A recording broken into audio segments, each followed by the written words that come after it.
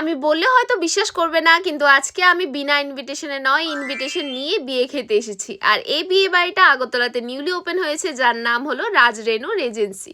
তো প্রথমে চলে গেলাম বিয়ে বাড়িটি একটু এক্সপ্লোর করতে, কারণ ভয় কিসের, আজকে ইনভিটেশন তো আছে। তো প্রথমে গিয়ে আমার নজর পড়লো বিয়ে বাড়িটির উপরে, খুবই সুন্দরভাবে সাজানো ছিল। স্পেশালি বউ বসার জায়গাটি তো আমার এক কথায় দারুণ লেগেছে। আর ব্রাইডটিও খুব মিষ্টি ছিল। এখানে একটি মেমোরি ট্রিও বানানো ছিল, যেখানে আমিও একটি মেমোরি ছেড়ে আসলাম। তার পাশাপাশি জানতে পারলাম এখানে নাকি বিয়ে করলে আপনারা জিততে পারবেন সুবর্ণ সুযোগ, বালির নুসা পেনিডা আইল্যান্ডে 2 নাইট 3 ডেজের প্যাকেজ জিতার সুযোগ। যা শুনে আমার তো লাগলো বিয়েটা করলেই পারতাম। তা যাই হোক, তারপরে আমি চলে গেলাম স্টার্টাস এনজয় করতে, যেখানে ছিল পাকোড়া আর কফি।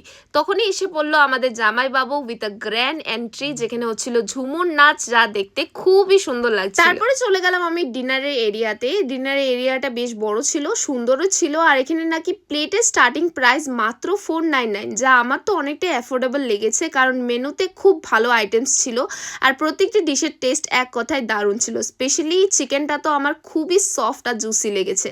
ডিনারের পর আমি চলে গেলাম বিয়ে দেখতে, যা হচ্ছিল রুফটপে। ওখানে ডেকোরেশনটাও খুব সুন্দর ছিল। তারপরে বড় বধূ চলে গেল ডিনার করতে। ওখানে তো রয়্যাল ভাবে ওদেরকে ডিনার সার্ভ করা হয়েছে। আর তোমরা চাইলে তোমাদের স্পেশাল ডের জন্য রাজ রেনু এজেন্সিকে বুক করতে পারো, যার লোকেশন সিদ্ধি আশ্রম। আর স্ক্রিনে একটি নাম্বার দেওয়া আছে, তোমরা চাইলে কন্ট্যাক্ট করতে পারো।